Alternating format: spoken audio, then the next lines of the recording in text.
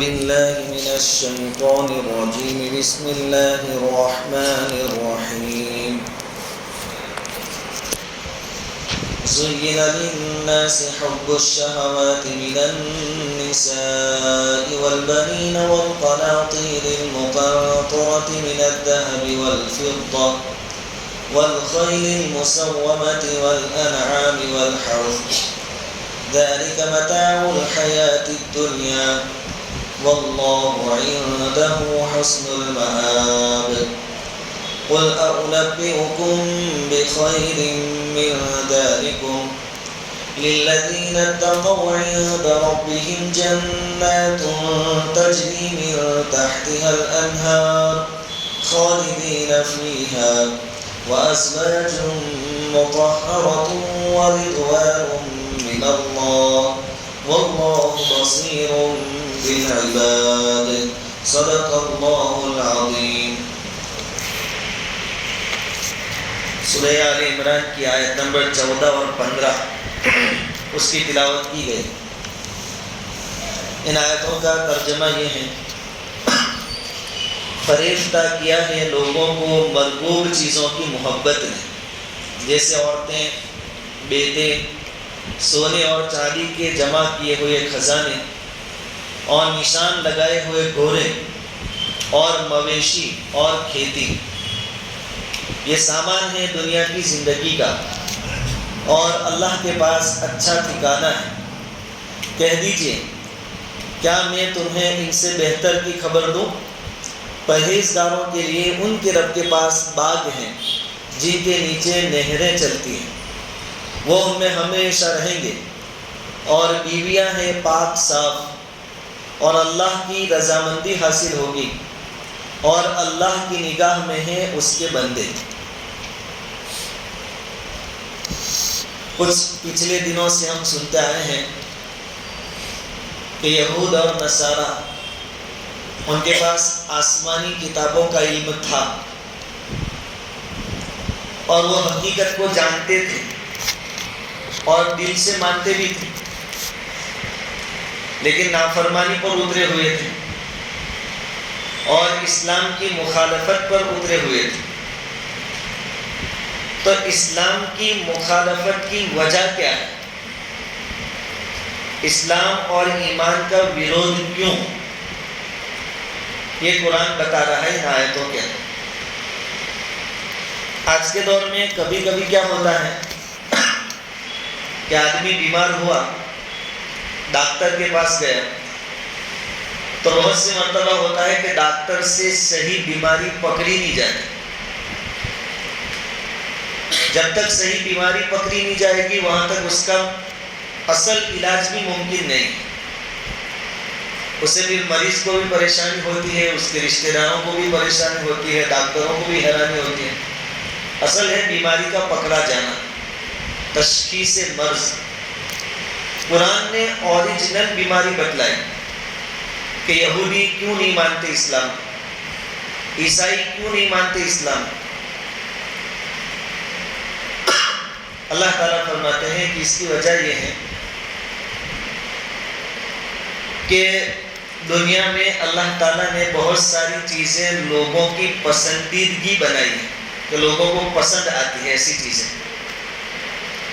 تو یہ مرغوب اور پسندیدہ چیزوں کی محبت میں ایسے پھنسے ہوئے ہیں جس کی وجہ سے جان بوجھ کر حق بات کو قبول نہیں کرتے. کیونکہ اگر حق بات کو قبول کرنے جائیں گے تو اپنی یہ پسندیدہ اور مرغوب چیزوں کو چھوڑنا پڑے گا یا کم کرنا پڑے گا. تو یہ لوگ اپنی مرغوب اور پسندیدہ چیزوں کی محبت میں صحیح راستے سے ہٹے ہوئے ہیں. ایسی بہت سی چیزیں جس کو اللہ تعالیٰ نے انسانوں کی طبیعت میں جس کی محبت رکھی ہے بنائی ہیں، اور اس کی مثال بھی اللہ تعالیٰ نے دی کہ پسندیدہ چیزوں میں ایک تو عورتیں ہیں. یہ اللہ تعالیٰ نے ایسی بنائی ہے کہ اس کی محبت طبیعت ہے. انسان کی طبیعت میں عورتوں کی محبت اللہ تعالیٰ نے رکھی ہے. پھر اولاد، اس کی محبت بھی انسانوں کی طبیعت میں رکھ دی گئی. پھر سونے اور چاندی کے ڈھیر، یعنی جتنا زیادہ جمع ہو. تو سونے اور چاندی کی محبت بھی اللہ تعالیٰ کی طرف سے رکھی گئی ہے دلوں میں. انسانوں کی طبیعت میں اور فطرت میں یہ باتیں ہیں. اسی طرح پہلے زمانے میں جب یہ آیتیں نازل ہوئی حضور کی موجودگی میں صلی اللہ علیہ وسلم، تب سواریوں میں گھوڑے قیمتی سمجھے جاتے تھے. تو اللہ تعالیٰ نے اس آیت میں والخیل المسومہ، نشان لگائے ہوئے گھوڑے، یعنی ہماری زبان میں ہم کہہ سکتے ہیں برانڈیڈ گاڑیاں جیسے ہم کہتے ہیں، ویسے برانڈیڈ گھوڑے اس زمانے میں کہ جس کی پیشانی پر بھی سفید نشان ہو، پیروں پر بھی نشان ہو، وہ بہت عمدہ سمجھے جاتے ہیں. تو اس کی محبت فطرت ہے انسان کی. والانعام، اور چوپایوں کی محبت، کوئی گائے بھینس پالتا ہے، کوئی پرندے کبوتر وغیرہ پالتا ہے، یہ ساری محبت. والحرث، اور کھیتی باڑی کی محبت، یہ تمام چیزیں انسان کی فطرت میں اس کی محبت موجود ہے. اب یہ چیزیں فی نفسی ہی بری نہیں ہیں، اگر وہ اپنی لمٹ میں ہو، اپنی حد میں ہو اور شریعت کے دائرے میں رہ کر ہو تو ان چیزوں میں کوئی خرابی نہیں ہے. لیکن اگر ان کی محبت حد سے بڑھ گئی اور شریعت کے دائرے سے آدمی آگے نکل گیا تو یہ برا ہے. جیسے اللہ والے فرماتے ہیں کہ بھائی کشتی چلانے کے لیے پانی ضروری ہے، پانی نہیں ہوگا تو کشتی کیسے چلے گی؟ لیکن پانی کشتی کے نیچے چاہیے، اندر نہیں. وہ پانی جو کہ ضروری بھی ہے اگر وہ کشتی کے اندر آ گیا تو پھر کشتی کو ڈوبا دے گا. اس لیے ماپ کا اور لمٹ کا چاہیے. تو یہ ساری چیزوں کی محبت اللہ تعالیٰ نے رکھی ہے، انسان کی فطرت میں ان کی محبت ہے. لیکن یہ لمٹ کی ہو تو اچھا ہے، لمٹ سے آگے جائے گی تو برا ہے. عورت کو تو حضور صلی اللہ علیہ وسلم نے فرمایا کہ اگر وہ اچھی ہے، اچھے اخلاق والی ہے تو دنیا کی بہترین چیز ہے. حضور نے اپنی پسندیدہ چیزیں جو بیان فرمائی اس میں عورتوں کا بھی تذکرہ ہے کہ اگر عورتیں اچھی ہیں، اخلاقی ہیں، دیندار ہیں تو یہ دنیا کا سب سے بیسٹ سامان اور سب سے بیسٹ چیز ہے. لیکن آج کل ہوتا کیا ہے پھر کہ عورتوں کی محبت میں دنیا اتنی آگے بڑھی کہ ہیلے بہانے کر کے عورتوں کو ننگا کر کے سڑک پر لا کر کھڑا کر دیا اور انسان چلتے پھرتے بھیڑیے بن گئے کہ ان کی نگاہیں، ان کے خیالات، ان کی پلاننگ بڑی خطرناک عورتوں کے معاملے. حالانکہ عورت کی محبت فطرت میں ہے تو اللہ تعالیٰ نے اس کا جائز طریقہ بھی بتایا. فَانْكِحُوا مَا طَابَ لَكُم مِّنَ النِّسَاءِ مَثْنَىٰ وَثُلَاثَ وَرُبَاعَ، 2 3 4 کے ساتھ جتنی طاقت ہو تم نکاح کرو اور جائز طریقے سے اور فطری طریقے سے تم اپنی خواہشات کو پورا کرو. اس پر تو ثواب بھی ملے گا اگر جائز طریقے سے کام کیا گیا تو. کیونکہ صحابہ کرام کے سامنے حضور نے سب یہ حدیث بیان کی کہ اگر آدمی نکاح کے ذریعے حلال طریقے سے اپنی خواہش پوری کرتا ہے تو اس کو ثواب ملے گا. تو صحابہ کرام کو بھی تعجب اور سوال کیا کہ حضور اپنی خواہش پورا کرنے میں بھی ثواب؟ تو حضور نے جواب دیا تھا، فرمایا تھا کہ اگر وہ آدمی غلط کام کرتا، غلط طریقے سے اپنی خواہش پوری کرتا تو اس کو گناہ ہوتا کہ نہیں؟ کہا کہ ہوتا. تو کہا یہ حلال طریقے سے گناہ سے بچ رہا ہے کہ نہیں؟ بچ رہا ہے، تو یہ بچنے کی وجہ سے اس کو ثواب ملے. تو عورتیں، ان کی محبت انسان کی فطرت میں ہے، لیکن عورتیں بھی وہ جو شریعت کے دائرے میں رہتی ہیں. دوسری چیز کہ ان فتنے والی چیزوں میں سب سے پہلے اللہ تعالیٰ نے عورت کو بیان کیا کیونکہ اس کے فتنے زیادہ ہوتے ہیں. خود حضور صلی اللہ علیہ وسلم کا ارشاد ہے ما ترکت بعدی فتنة اضر علی الرجال من النساء، کہ میں اپنی امت پر جو سب سے خطرناک فتنہ چھوڑ کر جا رہا ہوں، یعنی جس کا مجھے سب سے زیادہ ڈر ہے، وہ عورت ہے. تو عورت کا فتنہ سب سے زیادہ خطرناک. تو ایک چیز تو یہ ہے کہ عورتوں کے پیچھے ایسے لگے کہ آخرت کو بھول گئے، اللہ کو بھول گئے، اب یہ جانتے ہیں کہ اسلام کا دائرہ، اس کے اندر اگر ہم نے قدم رکھ دیا، اسلام کا توق اپنے گلے میں پہن لیا، تو من مانے طریقے سے جہاں چاہے جس طریقے سے چاہے خواہشات کو پورا نہیں کر سکے۔ ایک سوچنے والی بات کہ اللہ کے نبی صلی اللہ علیہ وسلم نے 13 سالوں تک مکہ میں دین کی دعوت دی، کلمے کی دعوت دی نبوت ملنے کے بعد، تو بھی وہاں کے لاکھوں کی اور ہزاروں کی تعداد میں لوگ مسلمان نہیں ہوئے۔ اور ہمارے یہاں بعض بزرگوں کے بارے میں اتہاس ہے، تاریخ ہے اور صحیح ہے کہ ان کے ہاتھوں پر تھوڑی سی مدت میں لاکھوں کی تعداد میں لوگوں نے کلمہ پڑھا۔ حالانکہ یہ جو بزرگ ہیں ان کا رتبہ اور درجہ حضور سے بڑھ کر تو نہیں ہے، لیکن ان کے ہاتھوں پر لاکھوں کی تعداد میں لوگ مسلمان ہوئے، اور حضور کے ہاتھوں پر اس کی وجہ کی کیونکہ عرب جو ہے جن کے سامنے جب کلمہ رکھا جاتا تھا، پیش کیا جاتا تھا کہ کلمہ پڑھ لو، تو وہ اس کا مطلب سمجھتے تھے کہ جیسے ہی ہم نے کلمہ پڑھا اپنی منمانی چھوڑنی پڑے ہر لائن سے۔ اور یہاں جنہوں نے کلمہ پڑھا، کلمہ تو پڑھ لیا لیکن اپنی جو خواہشات تھی، اپنے جو طریقے تھے وہ چھوڑے، الا ماشاء اللہ، بہت کم لوگ ایسے ہوتے، اس لیے وہاں بہت سوچ سمجھ کر کلمہ پڑھا جاتا تھا۔ آج کل بھی کئی ویڈیوز ہم دیکھتے ہیں، فلاں ایکٹر نے ایمان قبول کر لیا، اسلام قبول کر لیا۔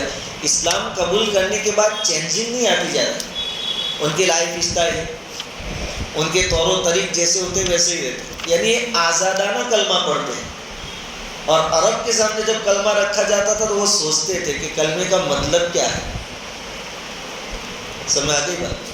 اتنا فرق اس لیے حضور کے ہاتھوں لاکھوں کی تعداد میں مسلمان نہیں ہوتے تھے، یہاں لاکھوں کی تعداد میں مسلمان ہو رہے۔ تو اللہ تعالیٰ نے، اللہ کے نبی صلی اللہ علیہ وسلم نے اس حدیث میں بیان فرمایا کہ مجھے سب سے زیادہ خطرہ عورتوں کے بارے میں ہے، اور دوسری طرف اللہ کے نبی صلی اللہ علیہ وسلم نے ان کو بہترین دنیا کا سامان بھی کہا ہے، بہترین چیز بھی کہی ہے اگر وہ حد کے اندر ہو تو۔ دوسری چیز حب دنیا، یہ تمام کی جڑ، حب الدنیا رأس کل خطیہ، کہ دنیا کی محبت تمام برائیوں کی جڑ ہے۔ آدمی جب بھی گناہ کرتا ہے وہ حب دنیا کی بنیاد پر ہی کرتا ہے، دنیا کی کسی نہ کسی طریقے کی محبت میں مبتلا ہو کر ہی اللہ کی نافرمانی کرتا ہے۔ تو یہ مین بیماری ہے کہ انسانوں کے اندر دنیا کی محبت۔ اب کتنی محبت آ گئی کہ مرنے سے آدمی گھبراتا ہے۔ حضور صلی اللہ علیہ وسلم کا ارشاد تھا کہ جس دن مسلمانوں کے دلوں میں دنیا کی محبت داخل ہو جائے گی اور موت سے نفرت آ جائے گی، اس وقت سے مسلمان ذلیل ہو جائے گے۔ آج وہی مسئلہ ہے، کہنے والا سننے والے ہر ایک کو ڈر لگتا ہے موت سے، اور ہر ایک کو دنیا کی محبت ہے، چاہے کچھ بھی نہ ہو دنیا میں پھر بھی دنیا سے محبت ہے۔ اور جب سے بیماری آئی ہماری گردنوں پر، ہمارے سروں پر ذلت اور رسوائی چھائی، اور یہ تمام بیماریوں کی جڑ۔ کتنی محبت آ گئی دنیا کی کہ معمولی سا زکام ہو گیا، سردی کھانسی ہو گئی، اور مالدار ہے تو سیدھا جائے گا یوروپ علاج کروانے کے واسطے، سیدھا اچھے سے اچھے ڈاکٹر کے پاس، کہ بیماری بڑھنی نہیں چاہیے، ہے سردی زکام، ہم جیسوں کو 40-50 روپے کی دوا میں بھی اچھا ہو جاتا ہے، لیکن جس کو زیادہ محبت ہے وہ پھر کہا یوروپ جائے گا۔ حالانکہ یوروپ میں ڈاکٹر ہے تو بھی یوروپ والے موت آتی ہے ان کو ٹائم پر، وہ بھی مر جاتے ہیں۔ ایسا ہوا کہ یوروپ میں کسی کی موت نہ ہوئی ہو کیونکہ وہاں ڈاکٹر بہت اچھے ہیں؟ ایسا کبھی نہیں ہوا، وہ بھی وقت آنے پر ختم ہو جائے گا۔ تو یہ سب دنیا کی محبتوں اور اس کی خواہشات کی وجہ سے انسان اللہ رب العزت کے احکام کو توڑ رہے ہیں۔ دوسری چیز اللہ رب العزت نے بیان فرمائی جس کی محبت فطری طور پر انسان کے اندر پائی جاتی ہے، والبنین، اولاد کی محبت۔ انسان بہت سے مرتبہ اولاد کی محبت میں اللہ تعالیٰ کی نافرمانی کر بیٹھتا ہے، شریعت کے احکام کو چھوڑ دیتا ہے، اس کی مثال ہمارے گھروں میں ہونے والی شادیاں ہیں کہ آدمی 5 وقت کا نمازی ہوتا ہے، حاجی ہوتا ہے، چیلے 4 مہینے کا بھی پابند ہوتا ہے بہت سی مرتبہ، لیکن لڑکی کی شادی ہے، لڑکی کہ ابا اسٹیج تو بنانا پڑے گا، تو کہ اسٹیج تو بنا لیں گے، اولاد کا تقاضا ہے، بار بار شادی تھوڑی آتی ہے۔ یہ اولاد کی محبت میں انسان شریعت کی سرحدوں کو اوورٹیک کر لیتا ہے، باہر نکل جاتا ہے۔ تو اللہ کی نافرمانی پر اترنے کی وجہ یہ ہے اولاد کی محبت، ورنہ اولاد اچھی چیز بھی ہے۔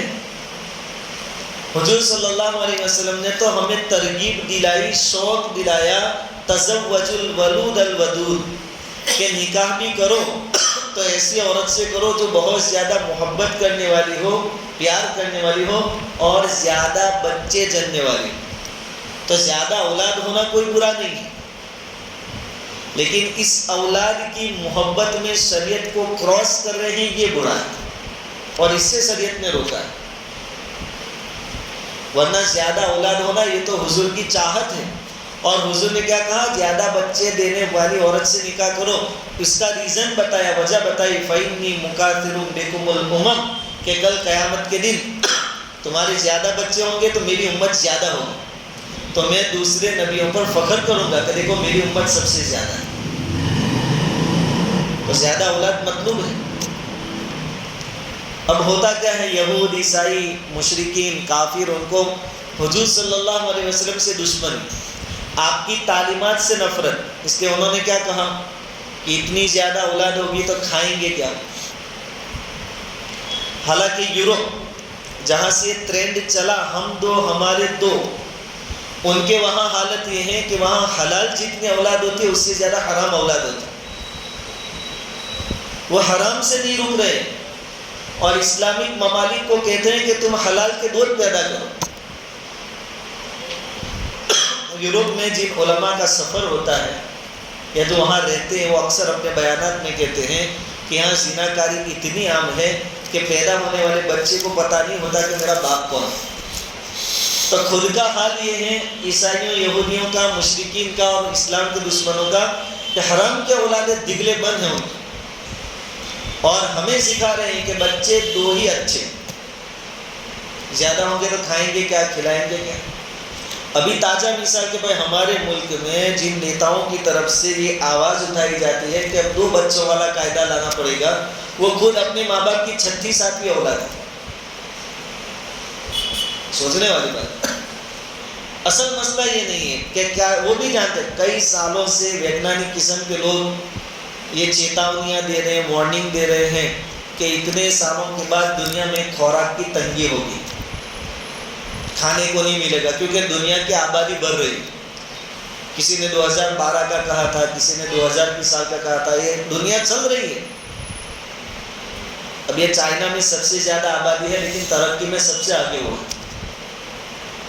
یہ ہماری جو سوچ ہے وہ اصل میں انہوں نے اس لیے کھڑی کی کہ ان کو حضور کی تعلیم سے نفرت، تو حضور نے بتایا یہ کرو تو وہ کہیں گے یہ مت کرو۔ تو یہاں اولاد اس کی فطری محبت انسان کے دل میں ہوتی ہے، اور یہ کوئی بری بات نہیں، بلکہ حضور نے تو اس کا شوق دلایا کہ زیادہ بچے جننے والی عورت سے شادی کرو۔ لیکن برا یہ ہے کہ اولاد کی محبت میں شریعت کی حدود کو آپ کراس کر جائیں۔ زُيِّنَ لِلنَّاسِ حُبُّ الشَّهَوَاتِ وَالْبَنِينَ، آگے تیسری چیز جس کی محبت انسانوں کی فطرت میں ہے، وَالْقَنَاطِيرِ الْمُقَنطَرَةِ مِنَ الذَّهَبِ وَالْفِضَّةِ، سونے اور چاندی کے ڈھیر چاہیے۔ قناطیر قنطار کا بہوچن اور جمع ہے، جس کا معنی بہت زیادہ سونا اور چاندی، اور یہ ایک فطری چیز ہے۔ آدمی دوسرے کے پاس سے سوال کر کے کچھ لائے گا، لانا ہوگا، لیکن عورت کے گلے میں سونے اور چاندی کا کچھ پہنا ہوا ہے، اس کو بیچ کر نہیں لائے گا۔ مر جائے گی عورتیں لیکن سونے اور چاندی کو چھوڑیں گے نہیں۔ اور ہم سبھی جو بھاگ دوڑ کرتے ہیں، کماتے ہیں، ایسے میرے خیال سے تو مشکل سے کوئی ہوں گے کہ بھائی آج کے 100 روپے کما لیے، 100 روپے میں کام چل جائے گا، بس بہت ہو گیا۔ اتنے میں قناعت کر کے بیٹھنے والے کم ہوں گے، نہ ہونے کے درجے۔ جتنی بھی بات دور ہو رہی ہے کہ 2 پیسے اور زیادہ کمائے تو جمع ہوگا، آگے کام آئے گا، 2 پیسے اور زیادہ کمائے جمع، پوری زندگی اسی میں آدمی کی نکل جائے گی۔ اور خاص کر کے سونا اور چاندی، کہ اس کو اتنا مہان سمجھ لیا ہے کہ کچھ بھی ہو جائے، کسی سے زکوٰۃ لینی پڑے تو لے لیں گے، لیکن سونے اور چاندی کی چیزیں گھر میں ہے، اس کو بیچ کر کوئی کام نہیں چلائے، وہ تو ہٹنا نہیں چاہیے اپنی جگہ سے۔ یہ ہے فطری محبت، اور یہ بری ہے۔ آپ لمٹ کے ساتھ اس کو رکھتے ہیں، کوئی پرابلم نہیں۔ حضور کے صحابہ میں بعض صحابی کروڑ پتی لوگ تھے اس زمانے کے، حضرت عبدالرحمن بن عوف رضی اللہ تعالیٰ، حضرت عثمان غنی رضی اللہ تعالیٰ۔ دولت بھی کوئی خطرناک چیز نہیں ہے اگر شریعت کی لمٹ میں رہ کر ہے تو۔ اور عام طور پر حضرت شیخ رحمۃ اللہ علیہ نے فضائل صدقات میں لکھا ہے کہ دولت جب آتی ہے تو بگاڑ ساتھ میں لاتی، اس کا خلاصہ ہے آوارہ آوارگی ساتھ میں لاتی۔ تو یہ فطری چیز ہے، اس کی محبت ہو کوئی پرابلم نہیں، لیکن اب اللہ کا حکم آیا کہ سال بھر کما کر جو جمع کیا ہے اس میں سے زکوٰۃ نکالو۔ اب آدمی پیچھے ہوتے ہیں کہ مہینے محنت کی، اولاد کے لیے کمایا تھا اور دے دینے کا، یار یہ تو کیسے ہو سکتا ہے، میں زکوٰۃ نہیں دوں گا، تو یہ برا ہے۔ ورنہ ہے آپ کے پاس، اور آپ، حضور نے تو حدیث میں بیان کیا کہ یوں لب بھر بھر کر دے گئے، ادھر بھی دے گئے ادھر بھی دے گئے، تو پھر جتنی دولت ہو کوئی پرابلم نہیں، اس سے تمہاری آخرت سنور رہی۔ اس کے بعد ہے والخیل المسومہ، نشان لگائے ہوئے گھوڑے۔ اس زمانے میں سواری کے لیے گھوڑے بہت اچھے سمجھے جاتے تھے، اور وہ بھی ان کے جسم پر اگر نشان ہو تو اور اچھے معلوم ہوتے تھے۔ کہا کہ اس کی محبت بھی، یعنی سواریوں کی، آج کے زمانے میں گاڑیوں کی محبت، 2 ویلر 4 ویلر، اتنے لاکھ کی اتنے لاکھ کی، اس سے بڑی، ایسا کر کے، یہ بھی ایک فطری محبت ہے، لیکن اگر یہ لمٹ میں ہے، اس سے شرعی کام ہو رہے ہیں، کوئی پرابلم نہیں۔ حضور نے گھوڑوں کے بارے میں فرمایا ہے صلی اللہ علیہ وسلم کہ گھوڑے 3 نیتوں سے رکھے جا سکتے ہیں۔ ایک تو ایک آدمی اس لیے رکھتا ہے کہ جب بھی ضرورت پڑے گی جہاد میں نکلوں گا تو اس کا کھلانا پلانا سب میں صدقے کا ثواب ملے گا، جتنے سالوں تک اس کو پالے گا کھلائے گا پلائے گا، صدقے کا ثواب، خلاصہ اور مفہوم حدیث۔ ایک نیت تو یہ۔ آج بھی کوئی 4 ویلر رکھتا ہے کہ ہر مہینے 3 دن جماعت جائے گی، اس کو میری گاڑی میں لے جاؤ، کوئی پرابلم نہیں، ثواب ہی ثواب۔ یا جماعتیں آئے گی ایک مسجد سے دوسری مسجد، ایک گاؤں سے دوسری گاؤں، دوسری بستی رکھنے جاؤں گا، کوئی پرابلم نہیں۔ اور دوسری نیت یہ ہے کہ میں اس لیے سواری رکھتا ہوں کہ کسی کے سامنے سوال نہ کرنا پڑے، کہ بھائی ذرا گاڑی دینا، مانگنی نہ پڑے، تو یہ بھی برا نہیں ہے۔ حضور نے فرمایا یہ تو اس کے لیے پردہ ہے، تو اس کو سوال سے بچا رہی ہے، اس نیت سے بھی گاڑی رکھ سکتے ہیں، سواری رکھ سکتے ہیں، اس میں کوئی گناہ نہیں، یہ شریعت کے دائرے میں، کہ بھائی کسی سے کیا مانگنا، بار بار خود کی گاڑی رکھ لے۔ اور تیسری چیز جو بری ہے وہ یہ ہے کہ فخر کے لیے رکھے، اور آج کل دکھلاوے کا دور ہے، گاڑی لاتے 8-10 لاکھ کی، 2-3 لاکھ بھر دیتے ہیں، پھر لون ہوتی ہے، وہاں ہفتے مس ہو رہے ہیں، اور لیکن یہاں گاڑی لے کے گھوم رہے ہیں، خالی چکر کاٹ رہے ہیں، یہ برا ہے، اس پر گناہ ہوگا۔ کسی کو دکھا کر کیا ملے گا؟ حالانکہ سب جانتے ہوتے ہیں کہ ہفتے باقی ہیں، لون وصول کرنے والے گھر کو آئے تھے، دھن میں یہ حضرت ٹوائلٹ میں گھس گئے تھے، سب جانتے ہیں، لیکن ایک لوگوں کو دکھلاوے کے لیے، تو کہا کہ یہ برا ہے۔ پہلی 2 قسم کی بری نہیں ہے، دین کے کام میں استعمال کریں گے، آپ کروڑ روپے والی گاڑی لاؤ، کوئی پرابلم نہیں، کسی سے مانگنا نہ پڑے اس نیت سے رکھ رہے ہیں، آپ لائیے، کوئی پرابلم، لیکن تیسری چیز یہ بری ہے، شریعت اس سے منع کرتی ہے۔ والانعام، چوپایوں کی محبت۔ اب یہ کسان لوگ جو ہوتے ہیں ان کو رکھنے پڑتے ہیں، اور بہت سارے لوگ جانوروں کو پالتے بھی ہیں، تو کہا یہ بھی برا نہیں، لیکن یہ ساری چیزیں اگر رکاوٹ بنے شریعت کے کسی حکم کو پورا کرنے میں تو یہ برا ہے۔ والحرث، اور کھیتی کی محبت، یہ ساری چیزوں کی محبتیں فطری طور پر انسان میں پائی جاتی ہیں۔ اب ایک سوال یہ ہوتا کہ ایک طرف تو یہ ساری چیزوں کی محبت رکھی کس نے دلوں میں؟ اللہ نے، اور دوسری طرف اسے روک بھی رہے کہ اس میں بہت گھسنا نہیں ہے تم کو۔ تو اگر اللہ اس میں رکھتے ہی نہیں محبت، یہ ہم کو اچھی نہیں لگتی، تو یہ جھنجھٹ ہی نہیں ہوتی ہے کہ ہم پھر اس میں گھس جاتے ہیں، گنہگار ہوتے ہیں۔ اس سے اچھا کہ اللہ رکھتے ہی نہیں۔ تو یہ جو چیزوں کی محبتیں اللہ نے رکھی، یہ بہت ضروری ہے، اس میں حکمتیں ہیں۔ مثال کے طور پر اگر ان چیزوں کی محبت ہمارے دلوں میں نہ ہوتی تو دنیا کا نظام درہم برہم ہو جاتا۔ کیسے؟ کہ تاجر کو تجارت میں انٹرسٹ نہ ہوتا، اس میں اس کو مزہ نہ آتا، تو وہ کیسے تجارت کرنے کیوں جاتا ہو؟ بھائی کون دکان جائے؟ وہ کاروبار نہیں کرتا۔ کسان کو، کھیڑوت کو اپنی کھیتی باڑی سے محبت نہ ہوتی، اس کے ساتھ اس کا دل لگانا ہوتا تو وہ کھیتی نہ کرتا۔ کھیتی نہ کرتا تو دنیا والے کیا کھاتے؟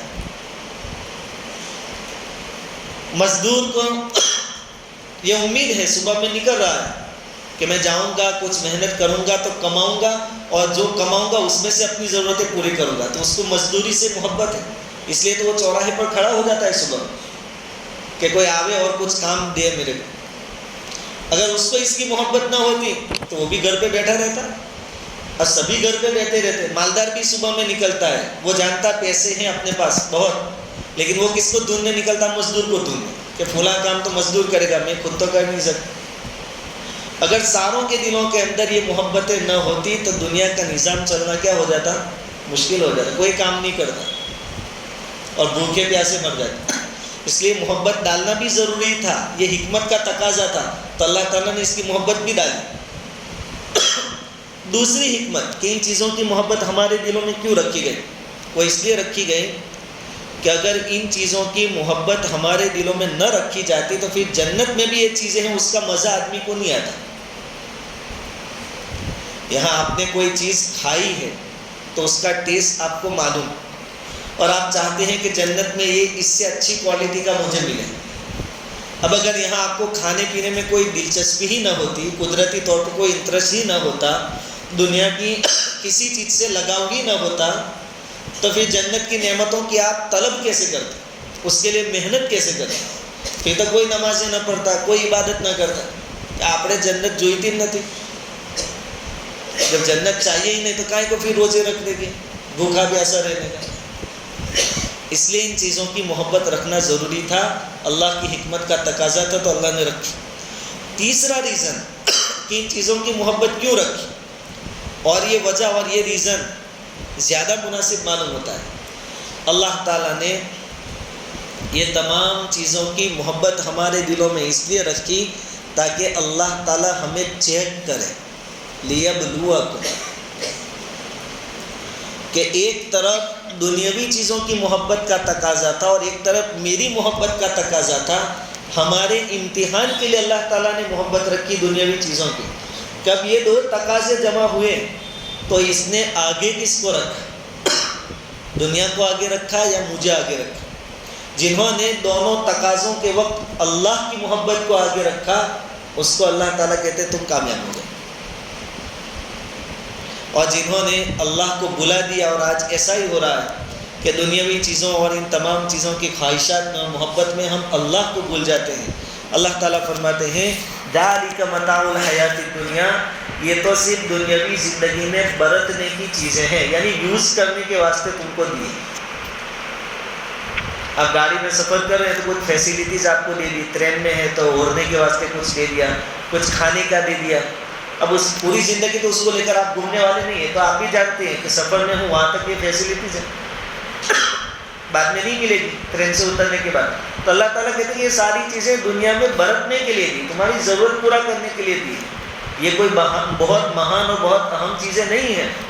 واللہ عندہ حسن المآب، اصل جو چیزیں ہیں وہ اللہ کے پاس۔ اب اللہ تعالیٰ ہمارا دھیان دلاتے ہیں کہ تم کو اگر میری نافرمانی سے بچنا ہے، تم کو یہودیوں جیسا نہیں بننا، عیسائیوں جیسا نہیں بننا، کچھ کام کے بننا ہے، تو یاد رکھنا یہ دنیا میں جو کچھ ہے وہ تو کچھ بھی نہیں، آخرت میں جو ملے گا اس کے مقابلے میں دنیا کی چیزیں تو کچھ بھی نہیں ہے۔ واللہ عندہ حسن المآب، اللہ کے پاس بہترین ٹھکانہ ہے، تم اس کی کوشش میں لگے رہے۔ پھر اللہ تعالیٰ فرماتے ہیں، دیکھو دنیا میں آدمی کا مزاج یہ ہوتا ہے کہ اچھی چیز کے لیے اس سے نیچے والے درجے کی چیز کو چھوڑ دیتا ہے۔ بھائی کسی کے پاس سونے کی 10,000 روپے والی انگوٹھی ہے اور کسی کے پاس 5 لاکھ روپے والا ہیرا ہے،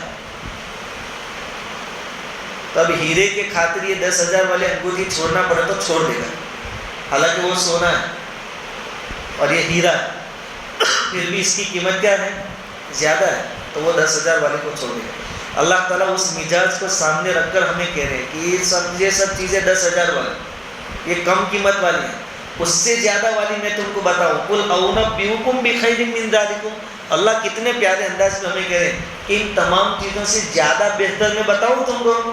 للذین اتقوا عند ربہم جنات تجری من تحتها الانہار خالدین فیہا، کہ جو لوگ تقوی والے ہوں گے، اللہ سے ڈر کر شریعت کے دائرے میں رہ کر زندگی گزاریں گے، ان کو ان کے رب کے پاس ایسی جنت ملے گی کہ جس میں نیچے سے نہریں بہتی ہیں۔ یہ تذکرہ قرآن نے بار بار کیا ہے، اور واقعتاً کسی جگہ پانی کی نہر ہو، تالاب ہو، وہاں کا لوکیشن آدمی کو بہت اچھا لگتا ہے۔ بھائی ہم بھی جاتے ہیں نا وہ گرمی میں فارم ہاؤس، تو وہاں کون سی چیز ہوتی ہے؟ پانی ہوتا ہے۔ آپ کو مکان دیا گیا، روم دیا گیا، اور بازو میں کیا ہے؟ پانی۔ وہاں جا کے طبیعت کو بہت اچھا لگتا ہے، پیسے دے کر جاتے ہیں۔ یہ تو بھاڑے کا، کرائے کا، وہاں تو ہمیشہ کے لیے اللہ تعالیٰ دیں گے، اور نہریں بھی صرف پانی کی تھوڑی، اور دوسرا ٹینشن تھوڑا کہ وہ ہم سے پہلے جو نہا کر گئے وہ پیشاب بھی کر دیا ہوگا، گندا بھی کیا ہوگا، نہیں، خود کا سب۔ اور جہاں بھی جنت کا تذکرہ ہے تجری من تحتها الانہار ہے ہی، کہ ایسی جنت، ایسے باغات جس کے نیچے یعنی جس کے پاس سے نہریں، اور نہریں بھی دودھ کی نہر، شراب کی نہر، شہد کی نہر، پانی کی نہر، یہ سب سے بیسٹ ہے۔ اللہ تعالیٰ یہ فرمائے کہ دنیا کے فارم ہاؤس میں اس کے چکر میں مت پڑو، آخرت کی طرف اپنے حوصلوں کو بلند کرو، اپنے سوچ اور خیالات کو بلند رکھ، اونچی نگاہ رکھو، اور اونچا سوچو تم۔ خالدین فیہا، اور یہ جنت میں سے تم کو کبھی نکالا نہیں جائے گا، 24 گھنٹے کے بعد وہ آ کے کھڑا نہیں رہے گا کہ ٹائم پورا ہوا، فارم ہاؤس خالی کرو، یہ تمہارا ہوگا۔ وَأَزْوَاجٌ مُطَہَّرَةٌ، پاکیزہ عورتیں وہاں ملے گی۔ اب قرآن جس کو پاکیزہ کہتا ہے ان کی صفائی ستھرائی اور پاکیزگی کا کیا عالم ہوگا وہ ہم نہیں جان سکتے۔ مَا لَا عَيْنٌ رَأَتْ، جنت کی نعمتوں کو کسی انسان نے اپنے آنکھوں سے دیکھا نہیں، تو دیکھیں گے تب پتہ چلے۔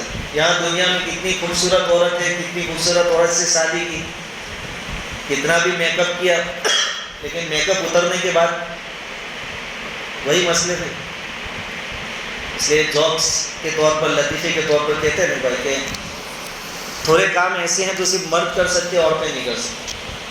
اس میں ایک بڑا کام کہ مرد گھر سے باہر جب بھی نکلیں گے منہ دھو کر نکلیں گے، لیکن عورتیں دھو کر نہیں نکل سکتی، کیونکہ منہ دھو کر نکلے گی تو میک اپ دھل جائے گا۔ مرد جو ہوتا ہے وہ گھر سے نکلتے وقت ہاتھ منہ دھو کے جاتا ہے، اور عورت واپس آنے کے بعد دھوتی ہے تاکہ وہ کلرنگ کام جو کروایا تو وہ چلا نہیں جائے۔ یہ دنیاوی زندگی کی عورتوں کی خوبصورتی، وہاں ایسا مسئلہ نہیں ہے۔ وہاں تو پیندلی میں جو ہڈی ہے، ہڈی میں جو گودا ہے وہ بھی نظر آئے، اور طہارت۔ دنیاوی عورت کتنی خوبصورت، کتنی اچھی ہو، لیکن 2-4 دن غسل نہ کرے تو وہی پسینے کی بدبو، کوئی بھی ہو۔ لیکن آخرت میں ایسا نہیں۔ وَأَزْوَاجٌ مُطَہَّرَةٌ، پاکیزہ عورتیں، وَرِضْوَانٌ مِّنَ اللَّهِ، اور سب سے بڑی چیز اللہ کی رضامندی۔ اللہ تعالیٰ کی طرف سے جنتیوں کو جمع کیا جائے گا، اور ان سے پوچھا جائے گا کہ کوئی کمی ہے؟ کہا نہیں، سب دے دیا، جو چاہیے تھا ملتا ہے۔ کہا کہ چلو ایک اور نعمت میں تم کو دیتا ہوں، کون سی؟ کہا کہ میں اپنی رضامندی کا اعلان کرتا ہوں، آج کے بعد میں تم سے کبھی ناراض نہیں ہوں۔ وَرِضْوَانٌ مِّنَ اللَّهِ اکبر، قرآن نے اس کو نقل کیا کہ جہاں اللہ کی رضامندی کا پروانہ مل گیا، باقی کوئی نعمت اس کا مقابلہ نہیں کر سکتی۔ تو جنت ملے گی جس میں نہریں بہتی ہیں، اس کی کوشش میں لگو۔ عورتیں ہیں وہاں ہمیشہ کے لیے جوان رہنے والی، اس کی کوشش میں رہو، اور اللہ کی رضامندی کی کوشش میں رہو۔ واللہ بصیر بالعباد، اللہ تعالیٰ اپنے بندوں کو برابر دیکھتے ہیں۔ جو جس کی محبت میں کوشش کرے گا اس کا ایسا رزلٹ اللہ تعالیٰ عطا فرمائیں گے، اور اس کا ایسا نتیجہ اللہ تعالیٰ عطا فرمائیں گے۔ اب اس آیت میں دنیاوی 4-5 چیزوں کی ترتیب سے بیان کیا تھا کہ محبت رکھی گئی، اور جنت کی صرف 3 نعمتیں بیان کی گئی۔ دنیاوی محبتوں میں تو عورت، اولاد، سونے چاندی کے ڈھیر، مویشی اور کھیتی، یہ سب تھا۔ ان میں سے صرف عورتوں کا یہاں آیا. سونے چاندی کا ذکر جنت میں سونا چاندی ہوگا وہ کیوں نہیں ہوگا, وہ کیوں بیان نہیں کیا؟ اس کی وجہ یہ ہے کہ بھائی سونے چاندی کی ضرورت کیوں پڑتی ہے کہ بھائی اس کے بدلے میں جو چاہیے ہمیں مل جائے گا دنیا میں. سونے چاندی کو کیوں لوگ رکھتے ہیں؟ لیکن جنت میں تو کوئی ایسی ضرورت ہی پیش نہیں آئے گی کہ سونا چاندی بیچ کر تم کو کوئی چیز خریدنی. اور وہاں تو سونے چاندی کے دگلے ہوں گے. حدیث میں آتا ہے کہ جو محل ملے گا جنتی کو اس کی ایک اینٹ سونے کی اور ایک چاندی کی ہوگی. اس لیے وہاں اس کا تذکرہ نہیں کیا. اولاد کا بھی تذکرہ جنت میں اولاد دیں گے ایسا نہیں کہا. کیوں؟ کیونکہ آدمی کو اولاد کیوں چاہیے کہ بڑھاپے میں میرا سہارا بنے, میرے کام کاج کو سنبھالے. لیکن جنت میں تو آدمی بوڑھا ہونے والا ہی نہیں ہے, اس لیے جنت میں اولاد کا تذکرہ. ہاں جنت میں ہر خواہش پوری کی جائے گی, تو بعض لوگوں کو اولاد کی خواہش ہوگی, وہ تمنا کریں گے. تو حدیث میں آتا ہے کہ جیسے ہی تمنا کرے گا اللہ تعالیٰ اولاد پیدا کر دیں گے, اسی وقت وہ بڑی بھی ہو جائے گی اولاد, اسی وقت, اور اس کی خواہش پوری کر دی جائے گی, تمنا پوری ہو جائے گی. اسی طرح کھیتی باڑی کا ذکر اس آیت میں نہیں آیا. کیوں کہ آدمی کھیتی باڑی کیوں کرتا ہے کہ بھائی اس کے ذریعے کمائیں گے کھائیں گے, اور وہاں تو کوئی چیز پیسوں سے خریدنی ہے نہیں, اس لیے وہاں کھیتی باڑی کا کوئی مسئلہ. ہاں بعض لوگ وہاں وہ بھی ہوں گے جن کو شوق ہوگا کہ میرے باغ ہو, اس میں آم لگے, گیہوں کا کھیت ہو, یہ ہو, تب وہ خواہش کریں گے. تو کوئی خواہش کسی کی منع نہیں کی جائے گی. تو اللہ تعالیٰ تتکال میں وہاں کھیت بھی بنا دیں گے, اور وہاں تتکال میں پیداوار بھی نکل آئے گی, اس کی خواہش بھی پوری کر دی جائے گی. تو بہرحال آج کی بات کا خلاصہ یہ کہ انسان جو اللہ کی نافرمانی کرتا ہے اس کی سب سے بڑی اور اصل وجہ حب دنیا, دنیا کی محبت.